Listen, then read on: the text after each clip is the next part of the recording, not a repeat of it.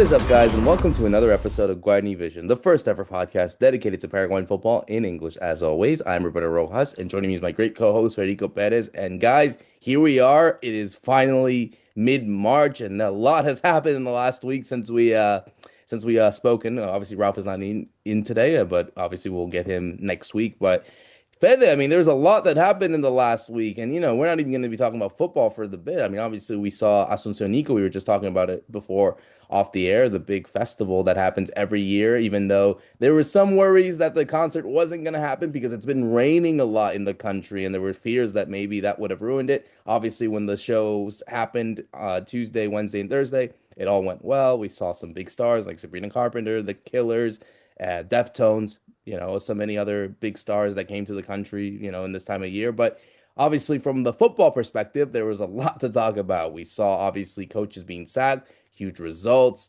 new shirts, new players. We got a lot to talk about here, Fede. But it's been a wild week, I'd say. And I'm kind of envious in a way. Just seeing I can only follow so many stuff in Paraguay based on like social media, what I see online, all that kind of stuff. But I'm sure you being there, it's been a wild week from all extensive purposes, from the weather, from football, from music, all that kind of stuff. Hi, Roberto. Hi to everyone listening to Guarani Vision. Yeah, dude, we had like many events really this week. You said Asuncionico Music Festival. We had in Comebol the draw, right? The Sudamericana, the Libertadores draw. Also, that draws a lot of people to the country. That brings a lot of football fans. Also, their attention totally to what happens here in Paraguay. We had games midweek also in the Apertura. The first half of the tournament is officially over. We have Olimpia with a 7 point gap over Cerro Porteño, who has just sacked their manager. So, yeah, it was definitely a week with many topics, with many things to talk about. Football in the football perspective, and yeah, the countdown. We talked about this last week, right? The whole countdown, less than 100 days to the World Cup, and we knew the kids were coming out.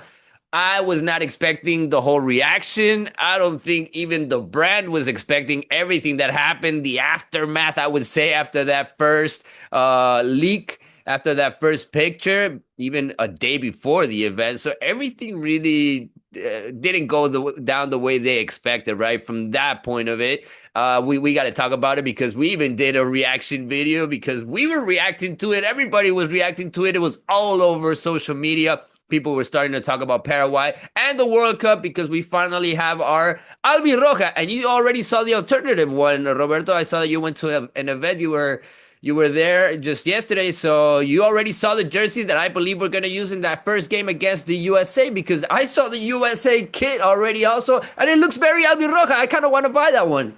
It feels as if though that is the more Albiroja of the two kits. So yeah, and we'll obviously talk about the kits very soon. But yeah, obviously we gotta start things off from a news that just happened literally 24 hours ago, and that is like you said, the sacking of Jorge Bava. Jorge Bava being sacked by a Cerro Porteño manager, and obviously this is coming off of their really big loss against Rubio New. It was obviously a performance that I think obviously, those midweek games are always funny because obviously you don't really get the strongest teams there, but obviously that doesn't mean that it will convince a lot of people. But yeah, we saw it literally 2 days ago on the Wednesday that Cerro Porteño were playing Rubio New over there, and they lost 2-0 on the day. And obviously we saw Gatito Fernandez get the starting role. Obviously we saw Gustavo Velasquez really with the poor performance. It was not the best performance at all by Cerro Porteño. And then obviously Rubio New taking advantage with their two goals from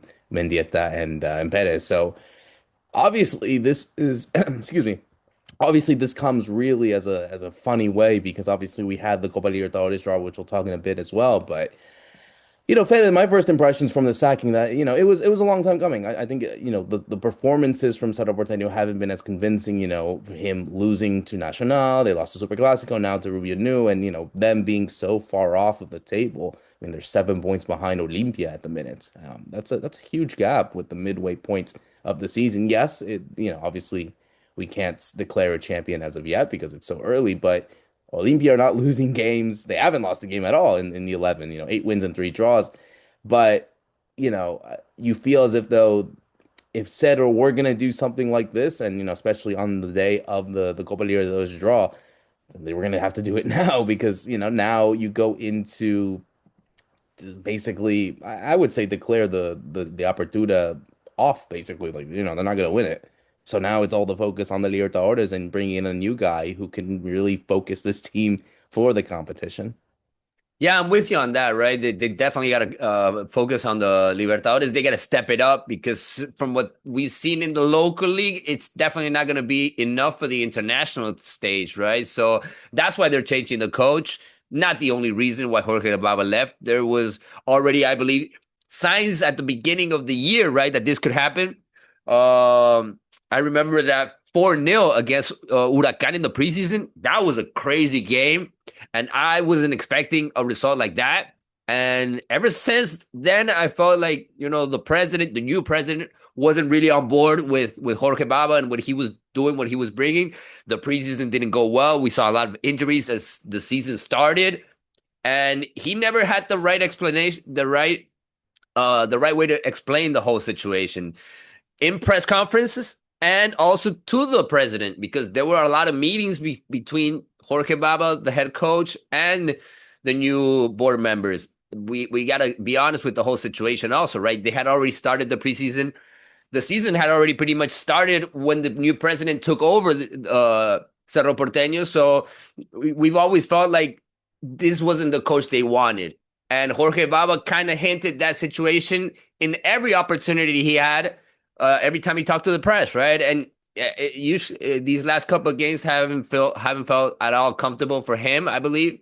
I thought he was pretty much just one loss away from losing his spot, from losing the job, and it really went down that way, right? I mean, they lost against Rubio New, a team that they shouldn't lose against, a team that has just been promoted, but Rubio New did beat Libertad in this first round. Rubio New almost beat Olimpia. They were probably the team that got closest to that situation. They even had a late penalty in their game against the team that's leading the Apertura. So Jorge Baba put 8 different players out there between the last game and this Rubio New match. And so there was a whole bunch of situations. There was a whole bunch of things that pretty much came down for him to leave, really, because it came down to that, right? I mean, the president had to make his first strong decision. And even listening to some of the board members yesterday after the draw happened, I was listening that they were already looking for a manager. They were already in talks with other managers. So they were clearly thinking, okay, this is gonna happen. Jorge Baba is gonna have to leave. And I think, just like you said, it was meant to be. Eventually it was gonna happen. And they were on a winning streak, Roberto. They were winning 3 games in a row. They won 3 games in a row. And the first one they lost, Baba is out. But this I believe is a situation that has already been carried out from the preseason to Super Clásico. Just a whole bunch of things kind of stacked up, the injuries, and Jorge Baba left very quickly. 2 titles. I was even looking at his numbers. He actually didn't lose that many games, right? But it didn't come to the results. It came down to the gap between Olimpia and Cerro Porteño, and to these all other issues that I was just mentioning. Jorge Baba, I would say the best thing he did is put a lot of young players out there. He gave the opportunity to a whole bunch of them, but now Cerro Porteño has to rearrange the whole situation, and we'll see what kind of manager they end up bringing. Apparently, it's going to be an Argentine, but we still don't know the name. That's where apparently they're aiming, but we'll see. We'll have the official name probably next week on our next episode. Yeah, absolutely. Well, obviously, you have to wait and see who the lucky guy is to manage El Ciclón. But obviously, we obviously need to mention our lucky teams that are in the Copa Libertadores and Sudamericana. So we'll start off actually with the Sudamericana because that happened first. And we got to talk about the team that obviously will go into as really the big underdogs is Recoleta. Recoleta are in the group with Santos, the Santos of Neymar. You got San Lorenzo and Deportivo Cuenca of Ecuador. I mean, it's a tough one because of the way that the format works and that, one team qualifies to the round of 16 and the one team goes into the knockout round. I mean, you would feel as if though Recoleta just, because of the fact that they got promoted and they had this really good year to make it into the Sudamericana. I think the most that we can say from them is that they will try their best to compete and they're happy to be there, but I don't think there's any realistic chance of them qualifying to the next round when you have both Santos and San Lorenzo there to compete. Yeah, San Lorenzo's not in a good moment right now, though, right? But they Yeah, they even just have a fired their lot of. coach as well. I was about to say. They just fired And their Santos coach. and Santos did too. And Santos did too. You never know if Neymar's gonna get injured again, and he might lose. He might not even come. Everybody's talking about, oh, Neymar's coming to Paraguay, but you don't know. He's so fragile. He hasn't even been called up for these friendlies against for his national team. With the whole expectation that's around him, if he's gonna eventually play the World Cup, so he's definitely gonna try to play every game he can. But physically, you don't know if he's up to it, right? And Santos without Neymar is one thing. Santos with Neymar, I believe, it's a different team, but they do have a lot of stars. They do have a very good squad. So I do think that they are going to aim, obviously, to win this group. The Brazilian teams are obviously going to aim for that first spot in the Libertadores and in the Sudamericana. So for Regoleta, is just try to sneak in maybe a draw in one of those two games against Santos, have good games at home, even though they're not going to play at their home ground. They play in artificial turf, but they can't play international games there in Independiente because they don't actually have their own stadium ready for that. So they're apparently going to play in Libertad Stadium, which is a beautiful stadium. It's very similar to artificial grass in the sense that it's a very fast field. You can play at that pace, and I think Recoleta is gonna benefit from that. They're gonna play the way they actually play in the Apertura, but after this team actually qualified to the group stage, they haven't done well in the league. They haven't gotten good results. They even lost against Guarani in this last game, and they were winning that match. It really got away from them in the second half, and they're actually stacking up a whole bunch of injuries. So I want to see just how well or how fit they get to the group stage, as now they know, their journey, the trips. Everybody was talking about that situation. If we got to go to Venezuela, if we got to go to Ecuador, if we got to go to altitude, if we're gonna play, where are we gonna play? And Recoleta has to go to Ecuador. Besides playing this Santos team of Neymar, and I actually think that they're gonna aim for that second spot. Hopefully they can get it, and hopefully they can make the best experience out of it because they have a squad with a whole bunch of young players that are going to play their first international games also. So I think it's just leaving Recoleta in a good spot and leaving them for the future, right? Giving them the opportunity to qualify also 2027, and why not try to take it up a little bit more? Yeah, absolutely. I think everyone may feel like underdogs in these type of competitions, so maybe it gives them a lot to compete. For another team that does want to obviously compete is Olimpia, because Olimpia are in a group with Vasco da Gama, Audax Italiano of Chile, and Barraca Central. This is a more accessible group, I think, for the Paraguayan teams to mention. Obviously, Olimpia are obviously, as a big team, they are always with the pressure to do well in international competitions, obviously performing against a Vasco team that, big team in Brazil, but, always Jekyll and Hyde. They're always a weird team to assess. And obviously, two teams that are a bit more, I would say, unknown, but not that unknown in Audax Italiano and Barraca Central. So I think for Olympia's sake, especially because of how good they've been in the Apertura so far, and obviously just the team that they have, I think they are the one of the favorites to qualify for the round of 16 in comparison to what we see from Recoleta.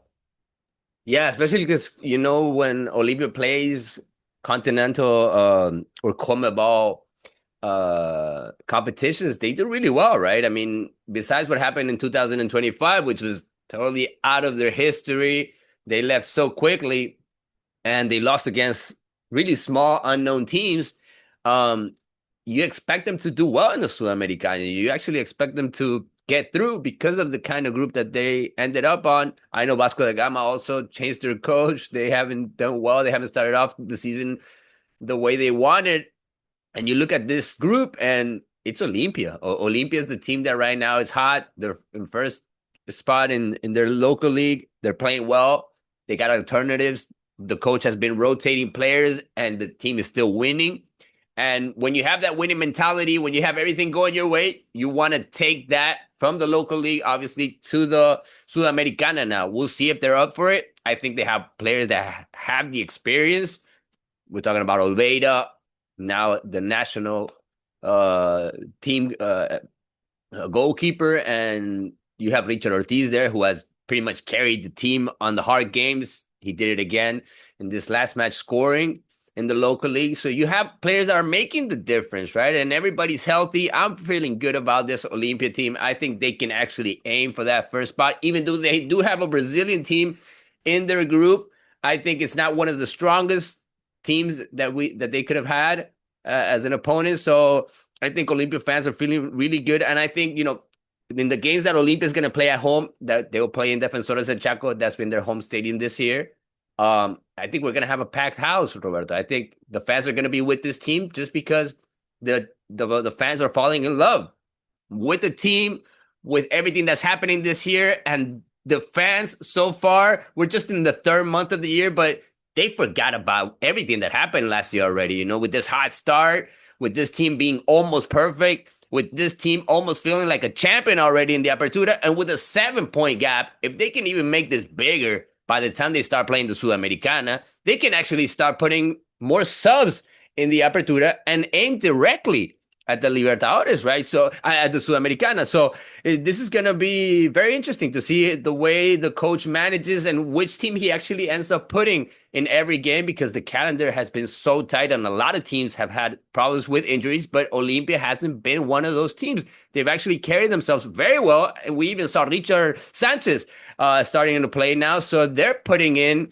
new players still on this squad that we haven't seen, and everybody's been chipping in. Everybody's been contributing. Everybody's been doing well. So Olympia is definitely, as of right now, the team that's heading into the CONMEBOL competitions the best way possible. Yeah, I agree. I think in comparison to the teams that we'll talk about in a bit with the Copa Libertadores, I think it's night and day. And as we talk about a night and day, obviously we'll go to the Libertadores because we got some two tricky ones for the both teams. Let's start off with obviously Libertad. Libertad are in Group H with Independiente del Valle of Ecuador, Rosario Central of Argentina, and Universidad Central of Venezuela.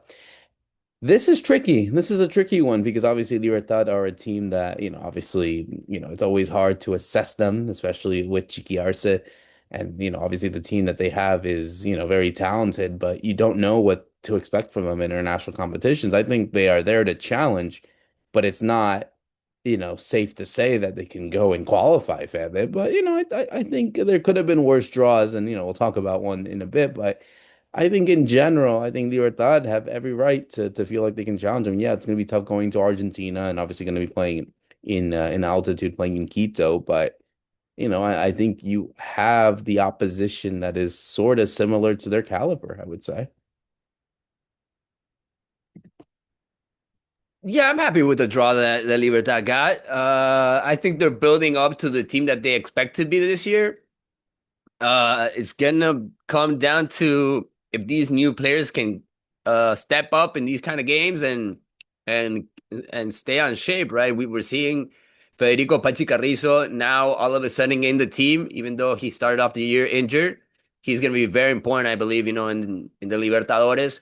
They don't have a center forward as of right now. They're not playing with a center forward with the typical nine out there. They're playing with Lorenzo Melgarejo, who has the experience of playing also CONMEBOL competitions, playing in Europe for so long. And now what that you don't have Roque, you don't have Tacuara in that locker room. Lorenzo Melgarejo had to step up, and he even became the leader of this team. He became the captain of this squad. So he's gonna have to carry them in some games. He's been scoring a lot in the Apertura, but you never know if they're going to stay healthy, right? So you might need Matias Rojas to step up eventually. You might need some of the young guys that we're seeing in this team also develop quickly into professionals and to players that can contribute also. Amin Molinas has been one of them in the midfield. I believe Rob already mentioned him a couple of episodes ago. He's very, very, very talented. One of the young stars that we're seeing in this Libertad this year. And we know Chiqui Arce loves to do that, right? He loves to mix up the young guys with the experienced players. He doesn't have that many alternatives in defense. That's where I think he might actually have trouble, right? Because he had a lot of injuries in the defense, and even that we talked about it before. Alexis Duarte coming off very early after his first game has been a problem, but they've been able to manage it because the team has been hot scoring and they start winning. And Libertad, even though there's a huge gap right now in the opportunity between them and Olimpia, you can actually expect them to be the team to to put Olimpia against the ropes, even in the game that they still got to play, right, in the second round of matches. So in the Libertadores, they've been the Paraguayan team that has done well these last couple of years. They've gone to the latter stages, but it's usually a Brazilian that gets on their way and takes them out of the Libertadores. Hopefully that doesn't happen this time around. Hopefully they can get to the latter stages, but it's not going to be easy for Libertad at all, Roberto. They don't have that many players to rotate. They're going to need everybody healthy. And I don't see Libertad aiming for that first spot. I think they might actually have to aim for that second spot, even though it's a group that I believe is very well balanced. And I think, we're going to have a lot of tight games in this one.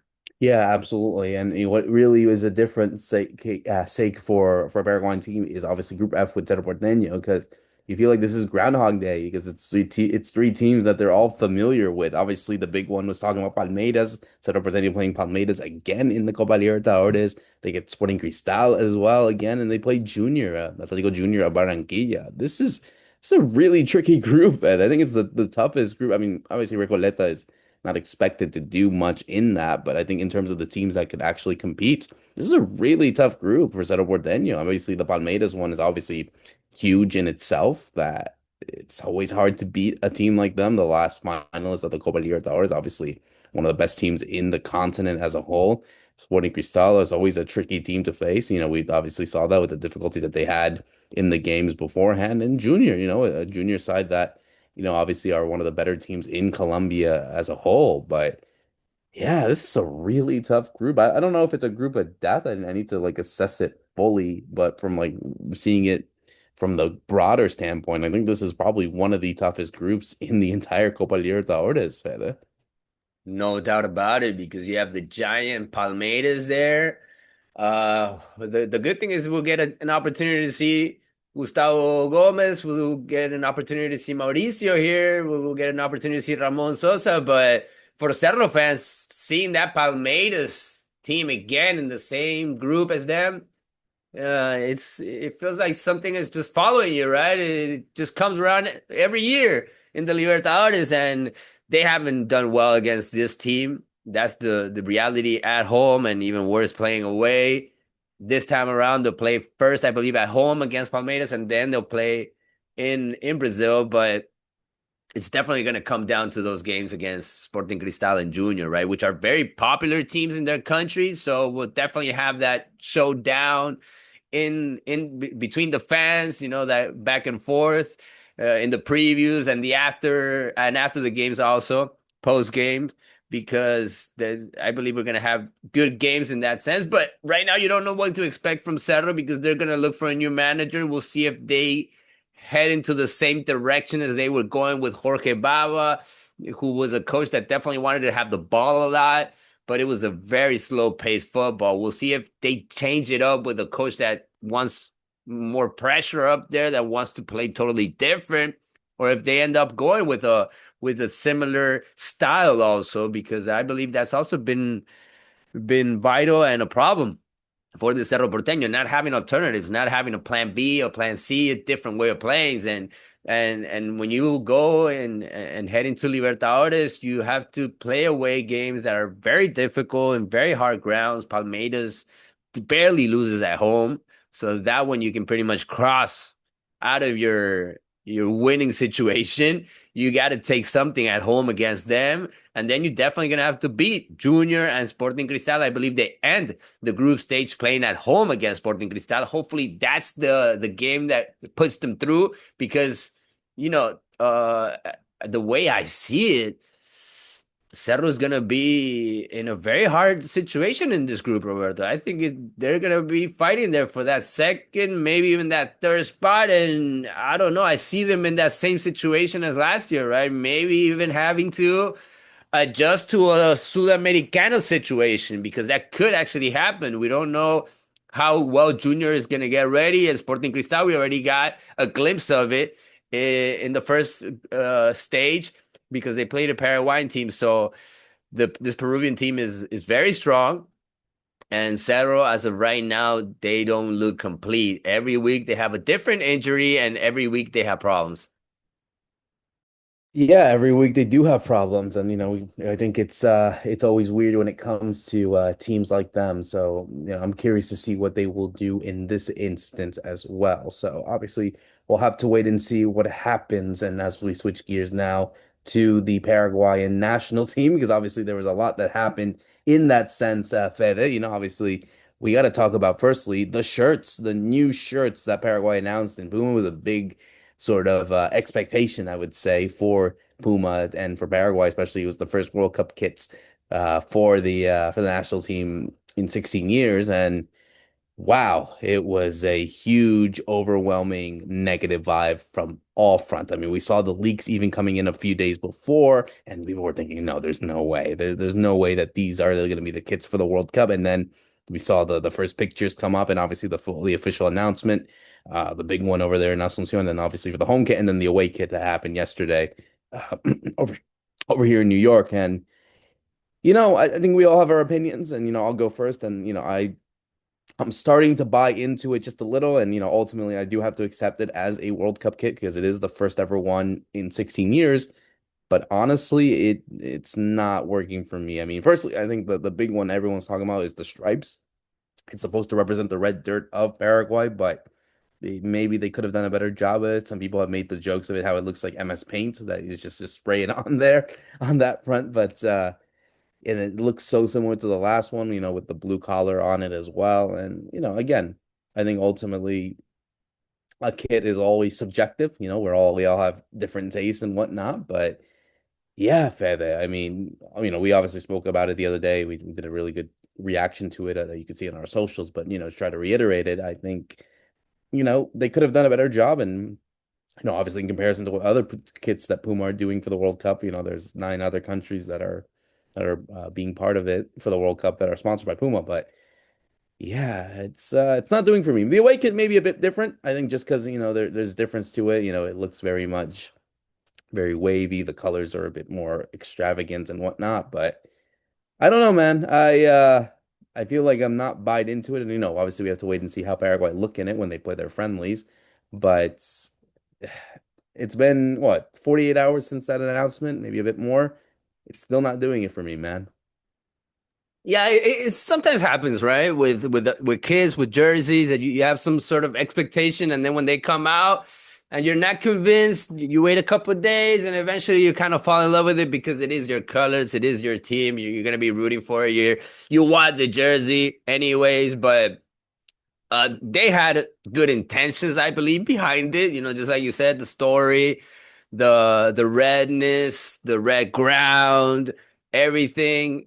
Yeah, it's a nice hint to the situation, but it doesn't make sense on the jersey, really. When you look at it, it's not even the same red as the ground, right? Because the Albi Roja is totally different. So to me, it just doesn't add up even though they did want to put a story behind it. I think a lot of people were waiting for something more elegant, or maybe even for Puma to do something similar to older jerseys, because a lot of World Cup teams are going that way, more on the retro side. That's something that's also has come back and has been doing well lately on young people. And just like you said, for a lot of Paraguayans, it is going to be their first World Cup experience. It's the first time that they're in their lifetime that their their country finally qualifies, and they weren't really bought into this jersey, right? This Albi Roja.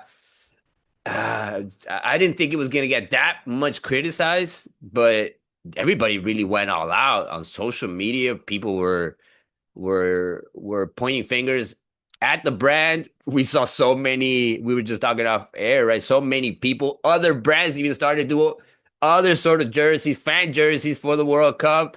I think we're going to see a lot of that. But at the end of the day, I think people are going to buy the jersey anyways. But it's not going to be one of the prettiest ones in the World Cup, unfortunately, because I'm looking at the other kits, and even from the Puma ones, I'm more convinced about other ones. So, as hopefully we're now in March. Hopefully, by the time the World Cup begins, we're talking about the team only. We're not talking that much about the jerseys. But when I put it together, when I saw the whole kit, how it looks with the blue shorts, with the blue socks, I think it looks kind of elegant. And hopefully, the squad agrees that they like it and they fall in love with it eventually. And the most important thing is that we do well in the results, and nobody's going to remember the jersey. But if we don't do well, people are going to be thinking that the jersey has something to do with it. About to say, but yeah, I'm about to say, like, if Paraguay does perform badly, and it might go back to like, oh, this is why we had these shirts. This is exactly why we perform well, because of these stupid shirts. So, hey, maybe I'm not a conspiracy theorist, but hey, that could be for some people that they're gonna find a scapegoat. It's not gonna be any of the players. They're not gonna blame anyone, but they're gonna blame the shirts. So that's just how Paraguay works at the moment. But we got to talk about the players that we will see, because obviously we have some friendlies to talk about next week. Actually, at the time of recording, they play their first friendly of 2026. They'll be heading to Europe. They're gonna be taking on Greece, and obviously the main expectation was for the team to see what type of lineup that we're gonna see, and obviously.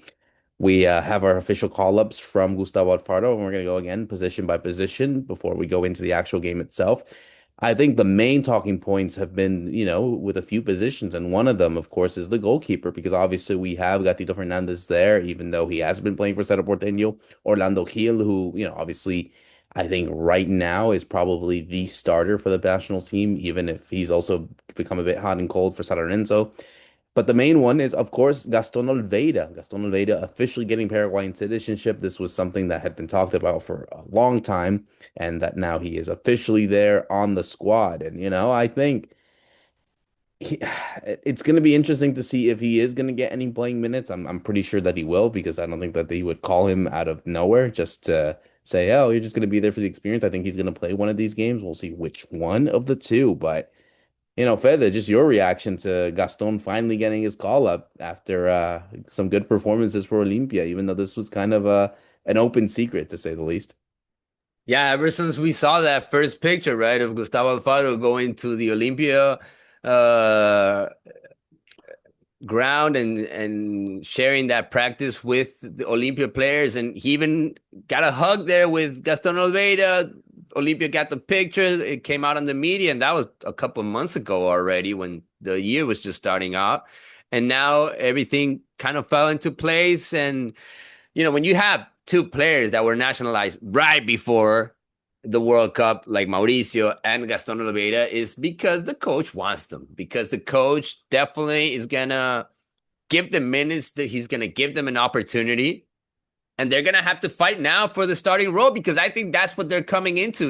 They're gonna fight for that starting role, especially Gaston Oliveira, because of what we see from Gatito Fernandez. He played the other day against Rubio New after almost a year of not playing in the local league. He barely got any minutes in Copa Paraguay last year, and we saw that he's not up for it. He was very slow. The ball was going all around him. He even had I believe, a mistake in that second goal that Rubio New scored. So things have not been looking well for him. He's not the starter in Cerro. And Orlando Hill, he had a really bad game the other day. San Lorenzo hasn't been doing well, so his confidence level must not be on a high right now. And you got Gaston Olveira, who is definitely doing well, because he's been not only Olympia's main goalkeeper ever since he came back fully healthy, but also he's been a star in this team. You see him all the time, talking to the defense. You see him all the time being a leader out there. So I think out of the three, he's the one that convinces me the most. And the more I look at Gaston Oliveira, even though, yeah, I see him more on the local league, but he has done it also in Libertadores games. We've seen him do it at a higher level. And I want to see him against big teams in the World Cup. Thankfully, we have a couple of friendlies before, really good teams, Greece and Morocco's, that they're on their own process. But looking at our team, this is the opportunity. You might just get one game before the World Cup to convince the coach that you got to be the starting goalkeeper. So he's definitely going to have to show all those little things, right? He's going to have to handle the ball with his feet. He's going to have to show leadership. He's going to have to show up when we need him to show up because he plays in a big team like Olympia. I believe the Paraguayan goalkeeper position is totally different. I think he's gonna have a lot to work with, especially if he gets an opportunity in that second game against Morocco. We're talking about one of the best teams in the world if you look at the FIFA ranking. So I expect him to show up and do well, but he's gonna have a test. He's gonna have to pass the test. If not, I believe it's Orlando Hill heading into the World Cup. He's been the starter in these last friendlies, Roberto. He's been the one that has convinced Gustavo Alfaro, but not that much. That's why they're bringing in a new goalkeeper so close to the World Cup. Yeah, no, absolutely. I think it's going to be interesting to see what sort of um, tests that these goalkeepers can bring as we go into the defense. And, obviously some of the names that we obviously have been used to in this whole process. Obviously players that, maybe some people are thinking, oh, he's back. Oh, it's interesting with Alan Benitez, but two new names, Fede, on this one, and two Argentine-based ones with Jose Canale, who I think a lot of people were expecting actually because of his form of what he's been doing at Lanús. We've been mentioning him, obviously winning the Sudamericana. He scored in the Red Copa a few weeks ago over there at the Maracanã, beating Flamengo. And another one, Alexandro Maidana of Talleres, ex Guarani. We actually saw him at the U20 World Cup as well. So obviously, this is a name that is coming from the process, one of the more younger name, I think the youngest name in the squad actually. Fede, it's big. Firstly, big for Canale to make his first call up, and also big for Maidana, who appears to be the first U20 player from that process to make the national team. Incredible, right? How some of these stories end up happening because Jose Canale took the spot over from another Paraguayan, Ronaldo de Jesus, that was at a certain point also, I would even say, as a young center back on the national team radar because he was doing really well. He was really standing out on that Lanús defense, but Jose Canale had to step up and he never let go of that spot. And he's been maintaining it over a year now and he became a leader. He scored important goals. Yeah, I believe he brings something similar to what we see from Junior Alonso, from Fabian Balbuena, from players that really are strong in the box and they're not easy to get through. And those players, I think you're gonna need them in certain matches, especially when you play against big teams, against the powerhouses in the World Cup. And I think Canale can give you something differently, when you need to be more of a defensive kind of team. And then you have Alexandro Maidana, which is the other name that you mentioned, Roberto. He already has the experience on the national team, on the youth national team, on the under 20s national team, just like Raf mentioned last week. But I think it has to do with what he's shown this last couple of seasons. I mean, he really took over in Guarani. He was so important in that team last year. And he was even starting to become an attacking player. He was always up there making plays for the forwards, and the local league kind of looks small for him already. So it was a good move for him to go to Argentina, and he has already been called up. He has this opportunity as we are obviously wait for other players to also evolve from their injuries. Blas Riveros, I think, was a player that pretty much had his spot secure before he got injured in the Super Clásico, and he's yet to come back. So you got to try out somebody else. You already tried Sandes there in that spot. He never really convinced anybody. So now you have Alexandro Maidana, a very talented left back that I believe if he has a good friendly, if he looks just like we've seen him in Guarani and in these first games in Talleres, I think he actually is going to win that spot over unless we have a miracle recovery from Blas Riveros and he starts playing in Cerro Porteño and he comes back just the same way that we saw him before the injury. Yeah, I think similar to the goalkeeping position, I think left back is also a position that is very much open for anyone, and even to a situation of right back. But I think that's a bit more clear because I think Cáceres still has that in the bag. But for the left back position, yeah, I mean, you have players like Junior Alonso being there, obviously Alan Benitez, who, is more of a right back, but he could still play in that role if he wants to. But yeah, no, man, I think it opens the opportunity for him. I think we're gonna definitely see both of them play. We'll see. I'm sure he's gonna get some minutes depending on how the games go against Greece, but and Morocco. But I'm curious about him. I think he's someone to keep an eye out for because as those players get a bit older, they're already in their late 30s and whatnot. So I think he's one to keep in tabs for 2030 for the process. And I think Alfaro is doing a good job, gelling in him and being able to make sure that he's getting the experience and being able to know what it's like to play on a senior national team. So that's interesting to see. As for the midfield, all the main names that we've all been used to, but we got to talk about the one guy that I think a lot of people, probably the name that everyone is excited about, Fede.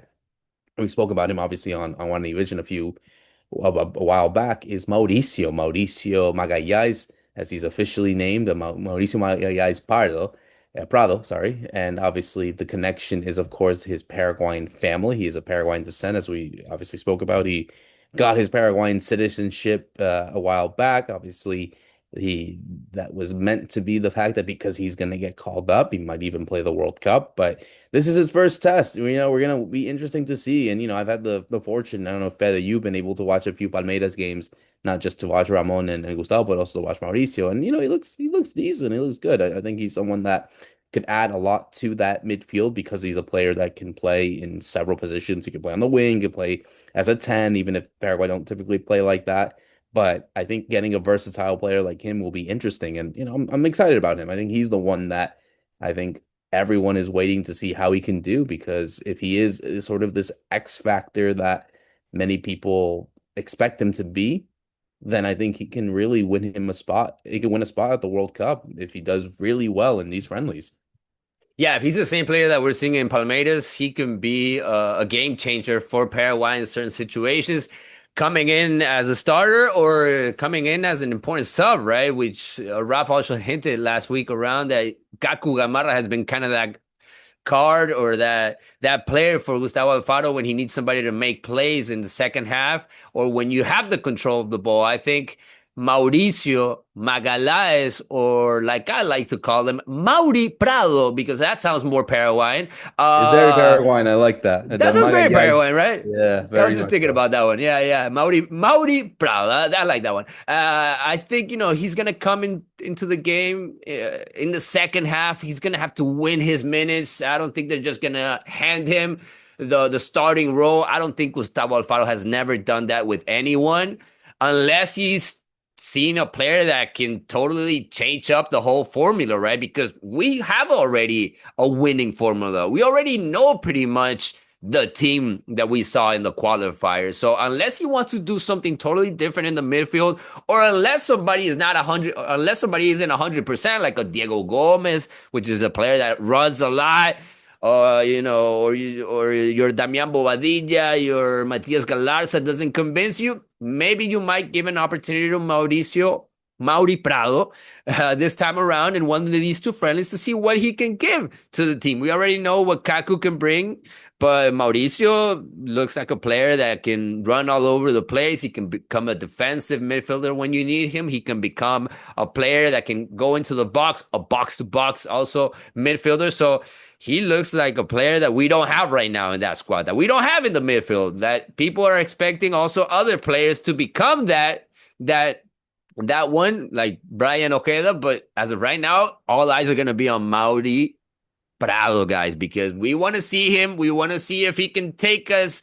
to a next level. We want to see if he can show up with Julio Enciso, with Miguel Almiron, and just how well he connects with the guys in these friendlies that we got in just a couple days. Absolutely. I think it's going to be interesting to see. And obviously, we'll finish it off with the forwards. We have obviously the names that we always been used to. Tony Sanabria, Julian Ciso, Gabriel Avalos is back, doing very well for Independiente. He's been scoring. Alex Arce is also back on the squad. But the new name, and the last name on this list is Gustavo Caballero. Obviously, Gustavo Caballero is a player that has been sort of the talk of the town this year because of his move from Santos to Portsmouth to the English Championship, the second division, who is getting his feet wet over there. He's already been scoring over there. So this feels like a wild card in a way, Fede, to be honest, because Gustavo Caballero beat out players like Angel Romero. I know they were always what's it called? There were talk obviously Ronaldo Martinez because he had been scoring as well for Talleres, Adrian Alcaraz as well for Olimpia, Adam Barreiro. Everyone was talking about him because of what his moves to Boca, but Gustavo Caballero beats all of them up, and he makes his call up list. He makes this call up list for the friendlies. I'm a bit surprised actually, to be fair. I didn't think that. I mean, I knew he was talented. I knew he was someone that could get a chance, but I didn't think he would get this chance so soon, especially that again it's his first ever call up, and we obviously are used to him after seeing him play for at Nacional, and obviously we saw him with the U20 World the Olympic team, him at Santos. So maybe it's credit, maybe I'm not giving as much credit, but yeah, I'm curious to see what you think of Gustavo Caballero making the national team. Yeah, we're definitely looking for a sub for Julio Enciso or a sub that can also play on the right side, right? As a winger. And I think Gustavo Caballero can do that. He can come in and make a difference with his speed. He's very agile with the ball also and he can score, right? He can be a spark on the team. And you kind of need those players in the World Cup, those fresh guys that want to make a difference, that can leave something out there. And Gustavo can bring that to a couple of World Cup games. I expect him to kind of sneak in there to get minutes. He's definitely not going to fight for a starting role from what we're seeing in England, but I do believe that he's going to fight there with minutes for with Ramon Sosa. You're not going to have Julio Enciso out there all 3 games, so you're definitely going to have to give him the opportunity to rest, and that's when you might need a Gustavo Caballero out there, right? I'm not that surprised by it because Gustavo Alfaro has always called up different names on that position. I remember Ruben Lescano, that's now in Olympia. I remember Hugo Cuenca back in the day. He was called several times during the qualifiers. So he has definitely looked for that alternative, for that player that can come in also as a sub and can bring speed to the team in the second half, and a player that has that one-on-one. And Gustavo Caballero does have that, and he's looking confident. And I even got an opportunity to talk to him this week, and he said, I actually expected this to happen, guys, because they were already talking with me. Part of Gustavo Alfaro's staff was already following what I was doing. They were already talking with me. They were working with me. Raf, I think, mentioned that the players that play in Argentina were already being followed also by part of the staff of the national team, and they were already working together, even though they weren't called up yet. And something like that happened with Gustavo Caballero also over there in Europe. And for me, the name that catches my attention is Alex Arce, because he hasn't been playing that much. He even got injured this year. I thought he wasn't going to make it. And I thought he was going to go on a totally different direction. But as of right now, you have Tony Sanabria as a center forward. You have Gabriel Avalos and Alex Arce. Those are the 3 center forwards that we're taking for these friendlies. When you had a whole bunch of center forwards that had also been tried out, I think Alex Arce is starting to win that race. Gustavo Alfaro really likes him. And, if Alex Arce starts getting hot, if he starts scoring, he can be very important also for this national team. Gabriel Avalos has been scoring this year, so I'm really happy with his current status. Hopefully, Tony Sanabria shows his best stuff in these friendlies, because he's probably out of the 3, the one that's been playing the least, but he is our starting 9. Absolutely is. And, obviously we'll talk about the game now with Greece because obviously this is the first friendly. They're off to Greece for this one. Greece obviously is a team that did not qualify for the World Cup. So this is a different one in comparison to some of the friendlies that are going to be against teams that are going to qualify, who have qualified. Greece did not. They finished third in their group right behind Scotland, and who did qualify, and Denmark were in the playoff. But they are a talented side, nevertheless. I think they obviously provide that sort of like similar caliber to the European teams that we're going to face at the World Cup from that playoff. So I think it's interesting to see that, obviously it's a team that obviously, has very talented players. Obviously, Kostas Tsimikas, who obviously we know from Liverpool, now he plays at Roma. Vlachodimos, who plays the goalkeeper, who played for several times in the Premier League. Now he's at Sevilla. Pavavidis, who plays very well at Benfica, one of their better players there. So it's a good test, Fede. I think it's a really good test. I think this is where you can be a bit more experimental, I want to say. You could be a bit more bold in comparison to the Moroccan game, which we'll talk about afterwards in another episode. But I think in this game is where you could be a bit more bold. So maybe you put Gaston Almeida to start. Maybe you put in Mauricio in there as well. Obviously try to fix it around just because it feels like the winnable game of the, well, I don't want to say winnable, but it feels like the game where Paraguay have a more better chance to win, as opposed to obviously Morocco. But yeah, I think this is a game that you can honestly be a bit more experimental and you can be a bit more bold, I would say.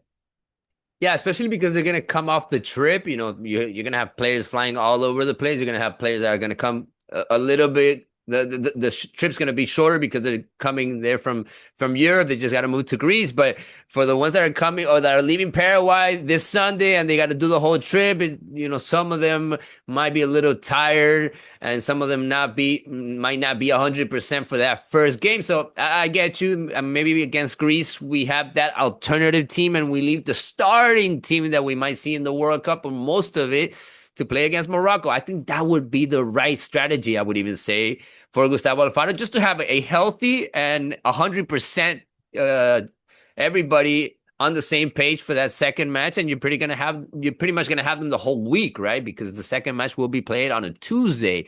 So I think that's when we're gonna see the starting team. And in this game against Greece, I want to see Alexandro Maidana. I want to see Jose Canale out there. Why not give an opportunity to Fabian Balbuena also, who is back? He was at a certain point a captain and a starter in this team before Omar Alderete took over in that defense, along with Gustavo Gomez, and then in midfield, definitely change it up. See if you have anybody that can uh, do what Andres Cobas does, but I don't see another player like him.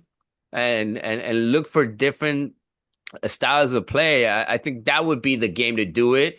And against Morocco, because we're talking about three games, right? It's Greece, Morocco, and one more friendly before the World Cup has Yep. been confirmed against Qatar.